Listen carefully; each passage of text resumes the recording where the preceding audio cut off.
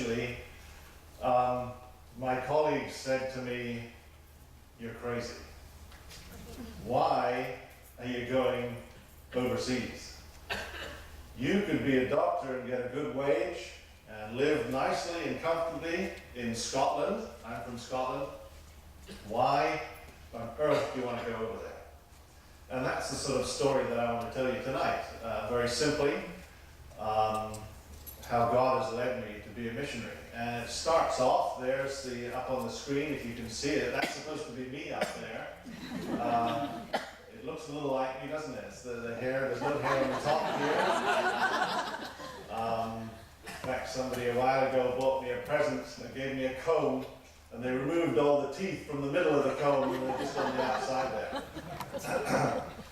But that's me. And just to give you some right hand, yeah. And I've been working in Thailand, if you can see that, since 1991, it's been said, so it's about 23 years. But I am a missionary kid, an MK, if you can see it there. I'm a missionary kid. In other words, I was born in Thailand. My parents were actually missionaries with OMF as well, and that's supposed to be my dad there. A little older and grayer than me, so he's not colored in. He's actually gone to be with the Lord now. But he worked in Thailand as a missionary with OMF from 1956 to 1994, so for 38 years. And I spent the first 11, 12 years of my life in Thailand and Malaysia, growing up there. But as you can see there, my dad was a MK. He was a missionary kid, and he was actually born in China. Because my grandfather was working with CIM, China Inland Mission, from 1920, when he qualified from medical school in Glasgow, and he went over to serve in China. But my grandfather was also an MK. He was a missionary kid too. And that's because my great-grandfather was a missionary in China. He went in 1885 to serve with the Bible Society back then. And his role was to go on he had a boat, and he would take Bibles with him up the Yellow River, the Yangtze River, and he would travel for month after month, visiting various ports and river harbors, and he would leave the boat there and then go into inland China with the Bibles and start preaching. So we have a long story, 4 generations of missionaries. I am the 4th generation of missionary in our family, and we've all been born overseas. So much so that when my children were born in Thailand, my sons were born in Thailand, I went to the British Embassy and said, "I'd like them to have British citizenship." They said, "We don't think we can give it to you, because it's been 4 generations since anybody has been born in the United Kingdom. You're not allowed to have British, you cannot pass it on, you've been away too long." But fortunately at that time there was a new law that came out that said it used to be just paternal, through the paternal line, so there were 4 generations. Nobody had been born in the United Kingdom.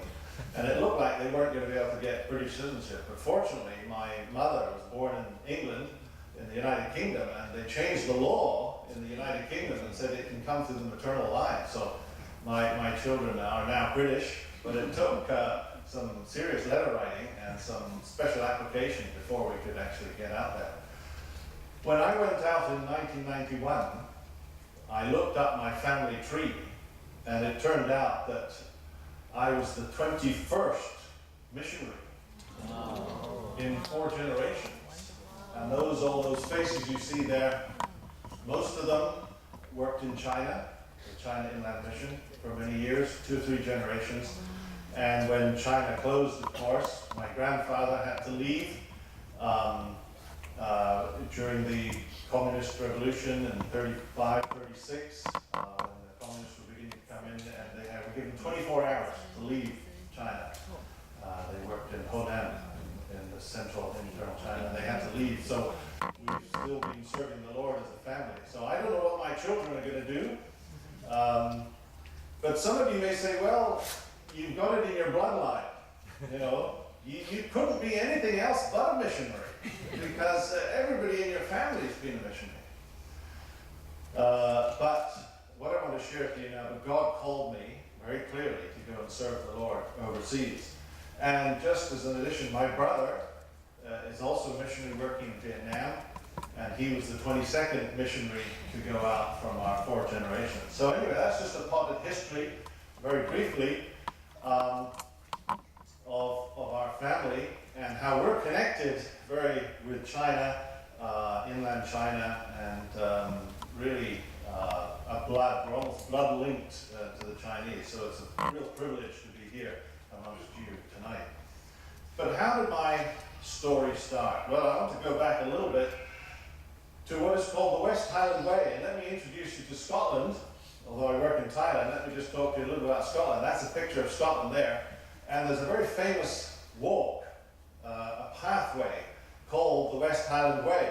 And it runs from Glasgow, as you can see there, the red line, all the way up to Fort William, which some of you won't know. It's about 90 miles long. It's a very popular path, and many people do it during the summer or the winter. They take backpacks and tents, and you can walk for 10, 15 miles, camp, and then it takes 5 or 6 days to walk along. And you get views like this. This is the sort of countryside that we will go through. I'm showing off Scotland a little bit here, so that if ever you think you'll go and visit Scotland, this is what you'll see when you get there.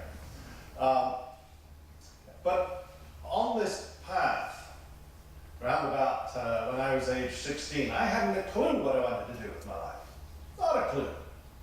And it really didn't bother me that much at that age. And one afternoon, Sunday afternoon, I was with some friends in Glasgow. And we just had a very big Sunday lunch, and we're enjoying conversation, and they invited me to take a short walk outside their home. And right next to their home was the start of the West Highland Way, this 90-mile path. Now, we'd just eaten a big lunch. We were not going to walk 90 miles on that day, but we were going to take a short walk. And we came, as we approached the start of the West Highland Way, a little bit like this scene you've got here. There was a crossroads just up ahead. And there was a signpost saying which way to go if you wanted to walk along the West Highland Way. And on the sign, neatly carved, were the words, the West Highland Way. But as we walked closer and closer to this sign, not this one, but a little bit like this, I realized that somebody had been there before me. Now, many thousands of people have been there before me, but I knew one person had, because they had written some graffiti on the signpost. This beautifully carved signpost that said the West Highland Way. And they'd written some graffiti with a piece of chalk. Now, I think that graffitiist was probably a Christian. Now, I don't know for a fact. And you may say, well, can a Christian be a graffiti artist? I'll leave that for you to decide. But the reason I say I think he was a Christian was because what he had written on that sign was a verse of Scripture. And in nice, neat writing were the words of Jeremiah 6, verse 16. And the words were these: when you stand at the crossroads, look and ask for the ancient paths. Ask where the good way is and walk in it. Now, I copied that Chinese off the internet, so I don't know if that's correct or not. It said simplified Chinese, so I just put it up there. Maybe that's not a correct translation. When you stand at the crossroads. Well, I was 16 and a half, and here I was at a crossroads, physically at a little bit of a dirt track crossroads, but I was at a crossroads in my life. At 16 and a half, I could do something with it, or I could waste it. I could go and do something that God was pleased with, or I could end up going backwards and wasting my life. And as the verse says there, as I stood there at 16 and a half, at this crossroads, the verse says, when you stand at that crossroads of life, as it were, look and ask for the old ways, the ancient paths, so where the good way is, God's way. What is God's way? And once you find what it is, walk in it. Don't just ask what God's way is and then say, right, I'm going somewhere else. Not like Jonah. Jonah knew where he had to go when he went running off somewhere else. It says, ask of the good way, God's way, and walk in it. And it was shortly after that, and the verse ends, and you will find rest. If you walk in that way, you will find rest. And I can say after 23 years of serving with the Lord, yes, there's been lots of difficulties, but such is the blessing of working and serving with the Lord. And there were two things that happened shortly after that. I knew God was saying, you need to find out what God wants to do in your life. I still didn't have a clue what it was. I knew I had to find out what God's will for me was, and then walk in that way. But I didn't know what it was. But two things happened as I went away at 16 and prayed about what I should do. Two things happened. The first was this. There was a large traffic accident, and 14 of the missionaries, OMF missionaries working at a Christian hospital, Mandarin Christian hospital in Thailand, were killed in a second. A drunk driver crashed straight into a van, and 14 of the missionaries died, doctors and nurses. One whole family was totally wiped out. And at 16 and a half, I thought, they need doctors, but they needed them now. And I was only 16 and a half, I hadn't even been to medical school. The second thing that happened, just very shortly after this verse came into my life, was my grandfather gave me his diary. He'd written a handwritten diary of his life and his story. And there were two things that struck me about his story as I read it as an open-minded 16-year-old. The two things were this. He was a doctor. He trained to be a doctor.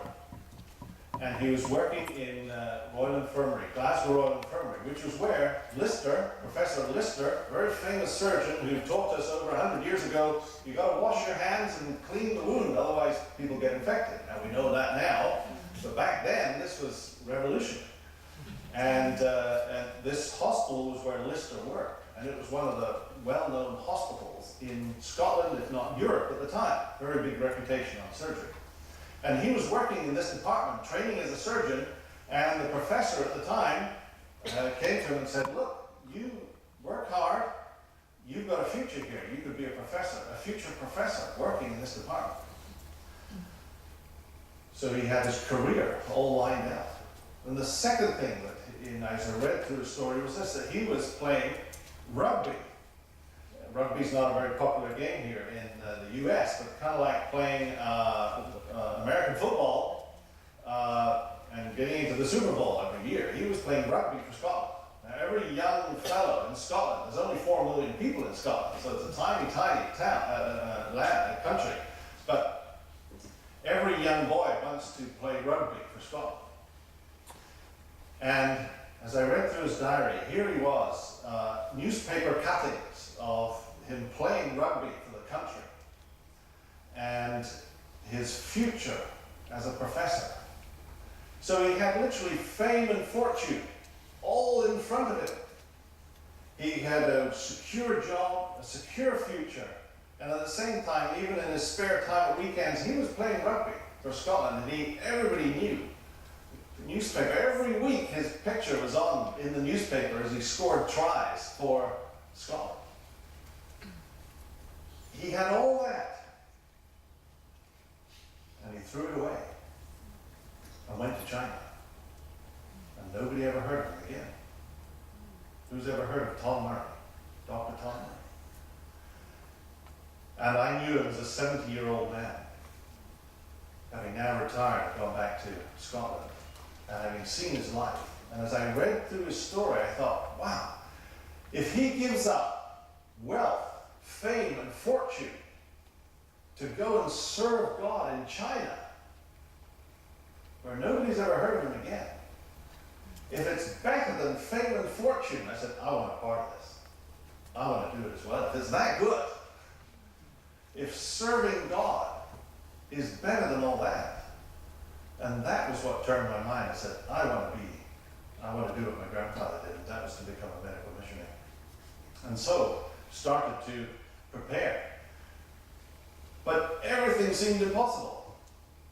I said to God, I'm going to become a medical missionary, 16 and a half, and I started applying to medical school. Now the system in the United Kingdom is that when you apply for medical school, you get 5 shots. You can apply to 5 universities. I applied to 5 universities, medical schools, and they all turned me down. Said, we don't want you. And the system was that if you got 5 rejections, you could apply a 6th university, a medical school. So I applied to a 6th university, and they said, no, we don't want you. And I was beginning to think, well, what on earth is happening here? God has said to me very clearly, you're going to become a medical missionary. That's what I was to be. But I applied to medical school, and the doors were all shut. So you then sit, I had to sit my, like your SATs here, I guess, they're called A-levels back in the UK, sat my exams, and we had to wait. We then went through what's the system called clearing.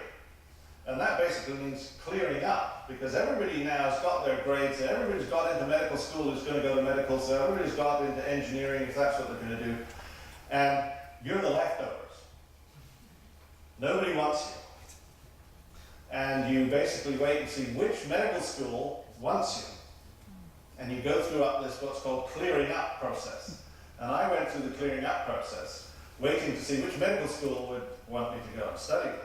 Who would have the privilege to have me go and study with them? And nobody wanted. Nobody gave me an offer. And a week before university medical school is about to open, nobody wants me to go and study with them. Couldn't think why, but nobody wanted. And my dad came to me and said, look, you're going to have to choose something else. So he bought a big book, A to Z, of all the careers that there possibly were. 10,000 careers, I think there were. Starting with A, architect, airline pilot, B, baker, butcher, C, and went all from A to Z, 10,000 occupations. He said, choose one. And at the end of 3 or 4 days of reading through this, he said, right, what are you going to do? I said, I want to be a doctor. He said, but you can't be. Nobody wants you to study medicine. Choose something else. So this was back in the 80s, and I thought, well, maybe we should study computers back then, when computers were still pretty unheard of. But thought, well, there might be something there. We don't know yet, but let's go and study computers. And I'd gone away with my father for a few days as we were trying to decide what the future would be. And I got back home about 4 or 5 days before medical schools were due to start, to find that one medical school had phoned my mother up, who was at home, to say, one person has dropped out. Does your son still want to accept medical school? She'd said, yes, he'll take it. And I'd come back and said, no, I want to study computers now. No, I said, no, if God has called me to become a doctor, I'm going to go. But it seemed impossible, absolutely impossible. And then at the last minute, God opened the door for me to go to medical school. But they said, we've got a place to study medicine, but there's no accommodation. We're totally full. We've got nowhere to stay. There's no finances. You're going to have to sort all that out yourself. You've got 3 days. Just come. And I said, that's fine. I'll take a tent. I'll stay in a tent as long as I can get to medical school. I didn't know anybody in this town in Scotland that we were going to go to, except that my father contacted a pastor in one of the churches in the town there, Dundee, and said, well, there's a young man, you can stay with him for a few days until you can find somewhere to stay. Arrived there 2 or 3 days later for the start of the university term to find that there was a letter on the floor waiting for me arriving. It said, somebody's dropped out of a residence room. You can have it if you want it. So from 3 or 4 days, having no medical school to go to whatsoever, God opened the door for a place to study and then a place to stay. And it was right next to the medical school building. I couldn't have got closer. What seemed impossible, God made possible. And what was all the more amazing, and in my mind, the way God was confirming that his call to be a medical missionary was that I realized that when I got there, the grades for entrance into medical school were very, very high. I guess like in your SAT scores, I think the top score is like 2,400, isn't it? Something like that. And you need like 2,250 or something to get into medical school. And I had just 2,200, or just a bit below. and yet there's still nothing. What seemed impossible, yet God made possible. And that's what the Bible teaches, isn't it? With man, this is impossible, but with God, all things are possible. And as I went through medical school, and then God was preparing me. It took me 11 years to go through first undergraduate medicine and then train as a surgeon. And all the way through, there were like obstacles, there were like obstructions. When I was ready to go to the mission field, I approached the mission hospital, Migrant Christian Hospital, and they said, "We can't get you here. The Thai government has closed the doors to all missionaries. We haven't had a missionary come to Thailand, a missionary doctor come for 10 years. It's absolutely shut. No way we can get you here." And I thought, well, maybe I'm not supposed to go and work as a medical missionary in Thailand. Maybe I have to go somewhere else. So I approached another country and said, let's go to Africa. Let's go and see if God is calling me to Africa. So I went to work in Africa for a year, thinking, well, it's not like Asia. It's not like the Asian culture. But at the end of a year, I said, loved it. Lord, if you want me to go to Africa, send me to Africa. I'm ready to go. Just as I basically said, I'll go to Africa, a phone call came from the Migrant Christian Hospital and said, there's a door open. But if you come, you'll only be able to work with leprosy patients. Hansen's disease or lepers. And here I trained to be a surgeon. And they said, you can come, but only work with lepers. That's it. I said, I don't know anything about leprosy. And they said, well, you'll learn. If you want to come, you'll get in. And so the Lord had been leading me for 10, 11 years saying, go to Thailand as a medical missionary. So we made the application to the Ministry of Health. And about 6 months later, the word came back, yes, you can come. They've let you come, but you must work with leprosy patients.